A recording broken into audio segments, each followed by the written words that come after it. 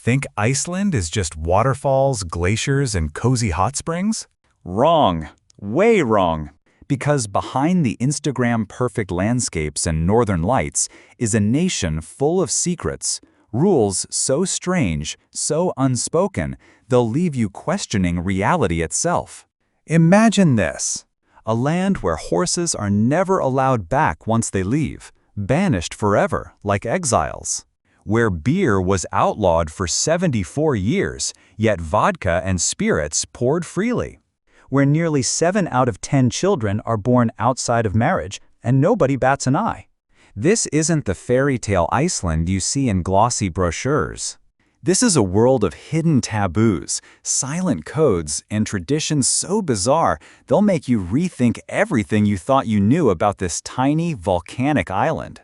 Welcome to Iceland, the land of beauty, myths, and shocking truths you were never meant to discover.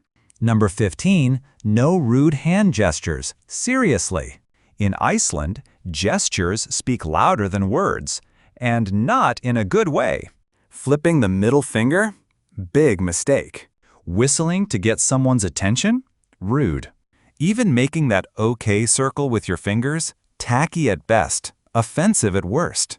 A 2021 Nordic social survey revealed that nearly 78% of Icelanders said they'd actively avoid someone, local or foreign, who used what they considered inappropriate hand gestures. But it's not just about your hands. Eye contact matters too. While it might mean honesty in many cultures, in Iceland, staring too long is seen as flirtatious, suspicious, or even aggressive. 1 to 2 seconds of eye contact, then look away politely. That's the norm. Tourists have shared stories about getting cold reactions in cafes after simply waving too hard or making direct eye contact. And no, Icelanders won't confront you. They'll just quietly freeze you out. Number 14. Need a bathroom? Find a rock. Yes, this is real. In Iceland, it's surprisingly normal to relieve yourself behind a rock, near a trail, or, believe it or not, next to a monument, as long as you follow one sacred rule: leave no trace. With over 2 million tourists a year, but only 400,000 residents, Iceland struggles with basic infrastructure, especially public toilets. At famous sites like Skogafoss, the Laugavegur Trail, or Landmannalaugar, you may find no toilets for miles. Locals know this.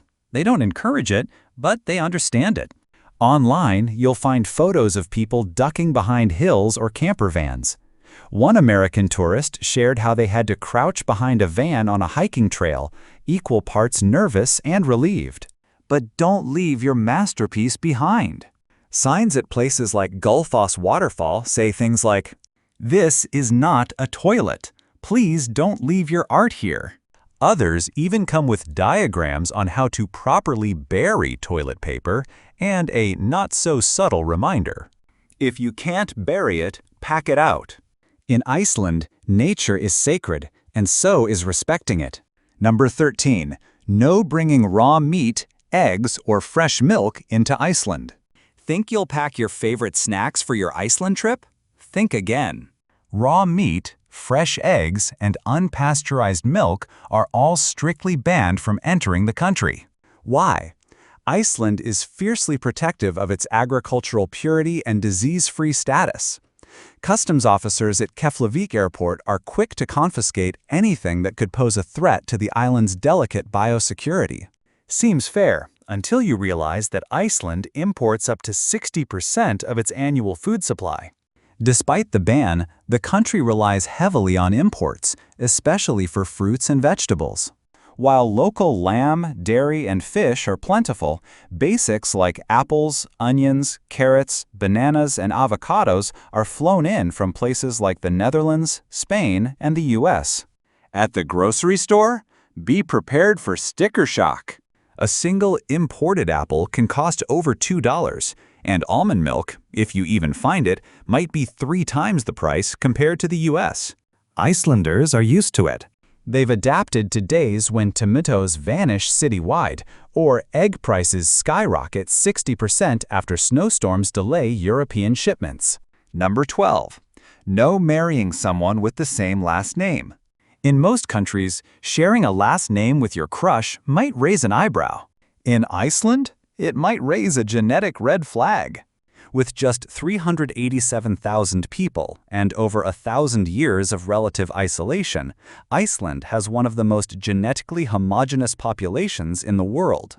According to the Icelandic Genetics Center, nearly 70% of Icelanders share common ancestors just a few generations back, especially when both parents are native-born. So what's the problem with marrying someone who shares your last name? Well, in Iceland, last names aren't based on family names but patronymics. That means if you both have the same surname, like Jónsdóttir or Einarsson, there's a very real chance you're closely related. To avoid awkward and potentially illegal mix-ups, Icelanders have a modern tool. Icelandic app, nicknamed the Incest Alarm. Built using the National Genetics Database, this app lets users tap phones to check if they're too closely related to date. If there's a match, it sends a cheeky alert. Sounds bizarre? Not here. Number 11. No clothes allowed for healing baths. If you haven't soaked in warm, jade-colored water while snow falls around you and volcanic steam rises in the distance, you haven't truly felt Iceland. But if you plan to wear a swimsuit, you're doing it wrong. In Iceland, going naked before entering a hot spring isn't optional. It's expected. It's not about shock or spectacle. It's about cleanliness, equality, and a deep-rooted cultural tradition that views the human body as something natural, not shameful. At public pools like Laugardalslaug in Reykjavik or the Mývatn nature baths, everyone, locals and tourists alike, must shower completely nude in open facilities before entering the water. Yes, the rule is strict. No clothes, no rushing, no exceptions. If you skip this step, staff or even fellow bathers may stop you and ask you to start over. Even at the famous Blue Lagoon, with over 1.2 million visitors a year, tourists often arrive shy but leave transformed. The experience of floating in 100-degree F mineral-rich water under Arctic skies is liberating, physically and emotionally. Number 10. Alcohol and beer? Only at state liquor stores. Here's a wild one. Iceland once banned beer for over 70 years, but allowed hard liquor. The alcohol ban began in 1915 for public health. But by 1933, political pressure, especially from trade partners like Spain and Portugal, led to the legalization of wine and spirits. Beer, however, stayed banned until 1989. Why? Because beer was considered too cheap, too accessible, and too tempting, especially for young people and working-class citizens. But Icelanders didn't give up. They got creative. Enter the björlíki, a bootleg cocktail made by mixing non-alcoholic beer with brennivín, Iceland's powerful local schnapps. Finally, on March 1, 1989, Iceland lifted the beer ban. Today, that date is celebrated as National Beer Day, where locals and tourists raise their glasses to freedom. Beer freedom. But don't expect to walk into a supermarket and grab a six-pack. Real beer, anything over 2.25% alcohol, is only sold at Vinbúðin, the state-run liquor store chain. The beer you'll find in grocery stores is low alcohol, so weak it's not even considered real beer by Icelandic standards. Number 9. Fake marriages are strictly forbidden. In Iceland, love isn't something you can fake, at least not legally.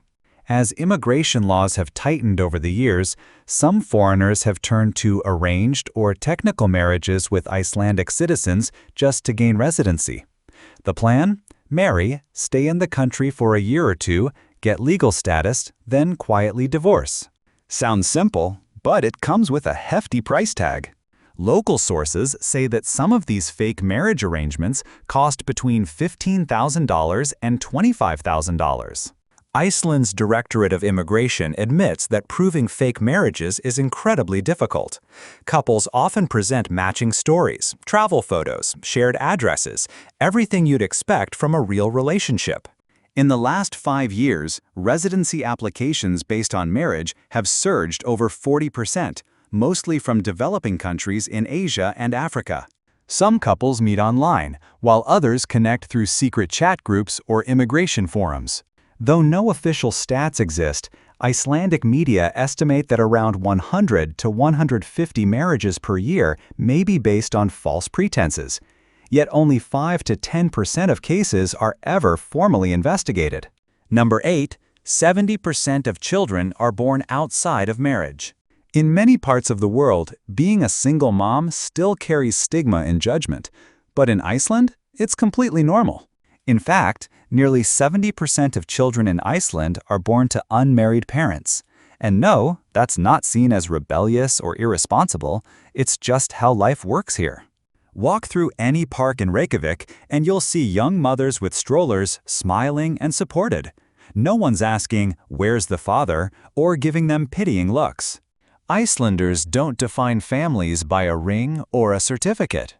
They see parenting as a shared responsibility or individual choice, not a moral obligation tied to marriage. Thanks to a strong social welfare system, mothers in Iceland, married or not, are offered full state support. Up to 12 months of paid parental leave split between parents, universal health care, and financial aid that doesn't require having a partner on paper. Number 7. Iceland's movie theater rule that baffles tourists. Picture this. You're watching a thriller in an Icelandic cinema.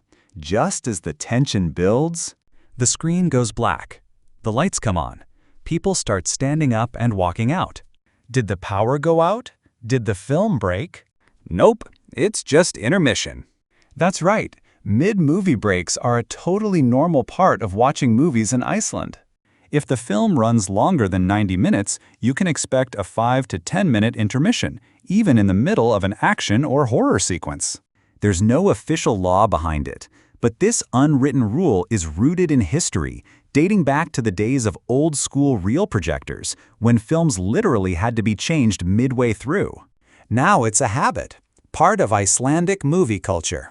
Locals use the break to stretch, hit the bathroom, grab more Pepsi and popcorn, or even update Instagram. Tourists? They're usually caught off guard. Some confused, some annoyed, others amused. Number 6. Naming your child is strictly controlled. In most countries, naming your child is a personal choice, a reflection of culture, creativity, or family history. Not in Iceland. Here, choosing your child's name is a legal process. Parents have just 6 months after birth to register the name with the National Registry. Miss the deadline and you can be fined. But here's the twist. You can't name your child just anything. Every name must be approved by the Icelandic Naming Committee, a government body that maintains a list of over 1,800 pre-approved names, categorized by gender, grammar, and how well the name fits Icelandic linguistic rules. Names are judged on whether they conform to Icelandic spelling and pronunciation, if they can decline grammatically in the language, and whether they respect cultural traditions. Names like Lucifer or even Harriet, common in the UK or US, have been rejected for not fitting Icelandic structure. And if your chosen name is denied? Number 5. No shoes inside the house. It's not a law, but in Iceland, wearing shoes indoors is a serious faux pas. Just like in Sweden, Norway, or Japan, Icelandic homes are sacred spaces. At the entrance, you'll usually find a small area for coats, scarves, gloves, and most importantly, your shoes. It may sound simple, but in a country known for wet, cold, and muddy weather, tracking the outside world across clean wooden floors is more than messy. It's disrespectful. To Icelanders, the home is more than shelter. It's a space for peace, reflection, and retreat from the chaos of the world. Even children are taught early. Shoes stay at the door. Respect stays in the home. No one will yell if you forget. But a cold glance or a silent pause from your host? That'll haunt your memory more than any spoken scolding. Number 4. Littering is a big taboo in Iceland. Iceland's landscapes feel like a page out of a Nordic fairy tale. glaciers, waterfalls, lava fields, and skies lit by the northern lights. So imagine how it feels to drop a candy wrapper or cigarette butt here. To an Icelander, that's not just rude, it's a betrayal of the land itself.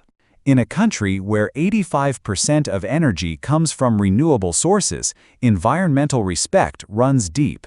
People carry personal trash bags on hikes, not just for their own litter, but to pick up what others may have missed. At scenic spots and natural springs, if you drop something, the next person might quietly pick it up with a gentle shake of the head. Not angry, just disappointed. And smokers? Never leave cigarette butts behind, especially on trails or grass. No one will yell, but the disapproving silence will say it all. Even the water reflects this mindset. Icelandic tap water is some of the purest in the world, better than many bottled brands.